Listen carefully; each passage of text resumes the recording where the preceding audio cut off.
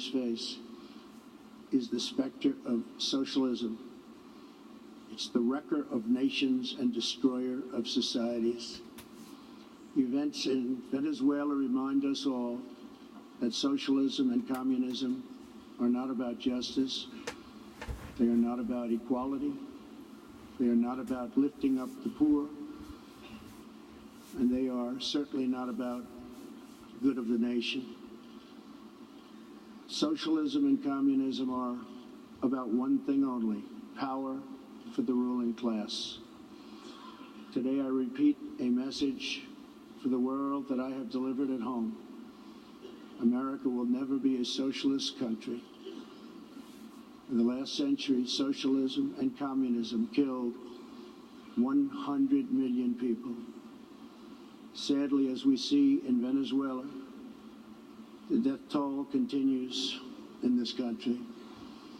These totalitarian ideologies, combined with modern technology, have the power to excise new and disturbing forms of suppression and domination. For this reason, the United States is taking steps to better screen foreign technology and investments and to protect our data and our security. We urge every nation present to do the same. Freedom and democracy must be constantly guarded and protected, both abroad and from within. We must always be skeptical of those who want conformity and control. Even in free nations, we see alarming signs and new challenges to liberty. A small number of social media platforms are acquiring immense power over what we can see and over what we are allowed to say. A permanent political class is openly disdainful, dismissive and defiant of the will of the people. A faceless bureaucracy operates in secret and weakens democratic rule. Media and academic institutions push flat-out assaults on our histories, traditions, and values. In the United States, my administration has made clear to social media companies that we will uphold the right of free speech.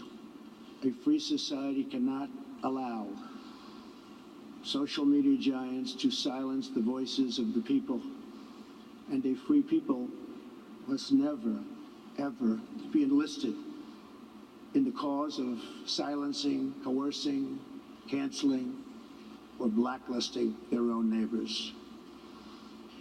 As we defend American values, we affirm the right of all people to live in dignity. For this reason, my administration is working with other nations to stop criminalizing of homosexuality, and we stand in solidarity with LGBTQ people who live in countries that punish, jail, or execute individuals based upon sexual orientation. We are also championing the role of women in our societies. Nations that empower women are much wealthier, safer, and much more politically stable. It is therefore vital not only to a nation's prosperity, but also is vital to its national security to pursue women's economic development. Guided by these principles, my administration launched the Women's Global Development and Prosperity Initiatives. The WGDP is the first ever government-wide approach to women's economic empowerment, working to ensure that women all over the planet have the legal right to own and inherit property, work in the same industries as men, travel freely, and access credit and institutions. Yesterday, I was also pleased to host leaders for a discussion about an ironclad American commitment protecting religious leaders, and also protecting religious freedom. This fundamental right is under growing threat around the world.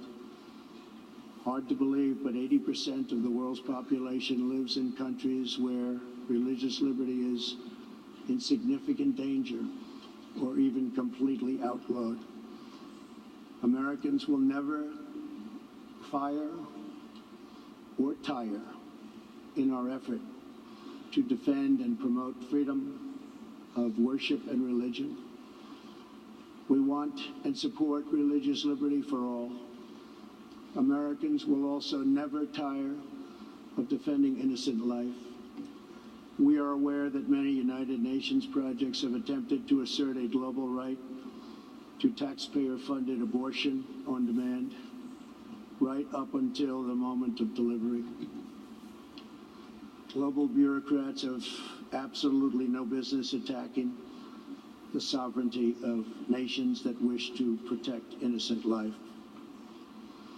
Like many nations here today, we in America believe that every child, born and unborn, is a sacred gift from God.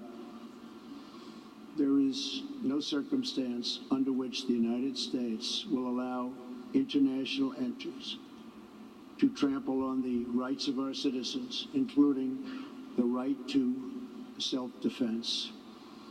That is why this year I announced that we will never ratify the UN Arms Trade Treaty, which would threaten the liberties of law-abiding American citizens.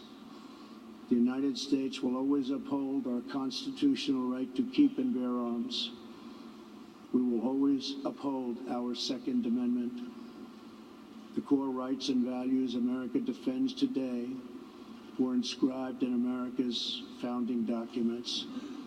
Our nation's founders understood that there will always be those who believe they are entitled to wield power and control over others.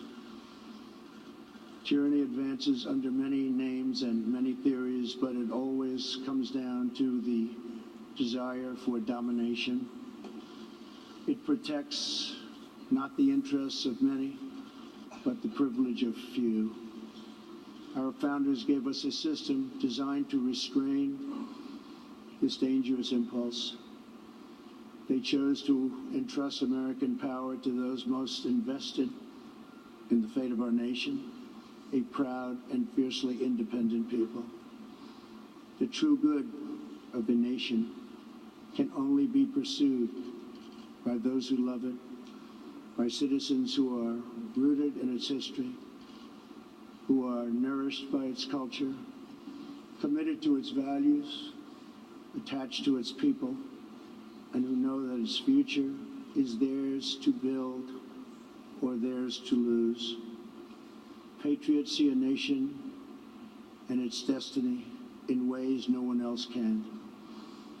Liberty is only preserved, sovereignty is only secured, democracy is only sustained, greatness is only realized by the will and devotion of patriots. In their spirit is found the strength to resist oppression, the inspiration to forge legacy, the goodwill to seek friendship, and the bravery to reach for peace. Love of our nations makes the world better for all nations. So to all the leaders here today, join us in the most fulfilling mission a person could have, the most profound contribution anyone can make. Lift up your nations, cherish your culture, honor your histories, treasure your citizens, make your country strong and prosperous and righteous, honor the dignity of your people, and nothing will be outside of your reach. When our nations are greater, the future will be brighter, our people will be happier, and our partnerships will be stronger. With God's help, together we will cast off the enemies of liberty and overcome the oppressors of dignity. We will set new standards of living and reach new heights of human achievement. We will rediscover old truths, unravel old mysteries, and make thrilling new breakthroughs. And we will find more beautiful friendship and more harmony among nations than ever before. My fellow leaders, the path to peace and progress and freedom and justice and a better world for all humanity begins at home. Thank you. God bless you. God bless the nations of the world. And God bless America. Thank you very much.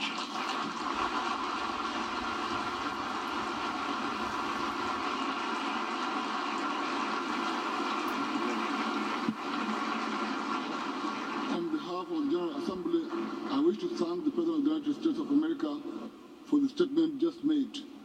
May I request the representatives to remain seated while we greet the President, after which the meeting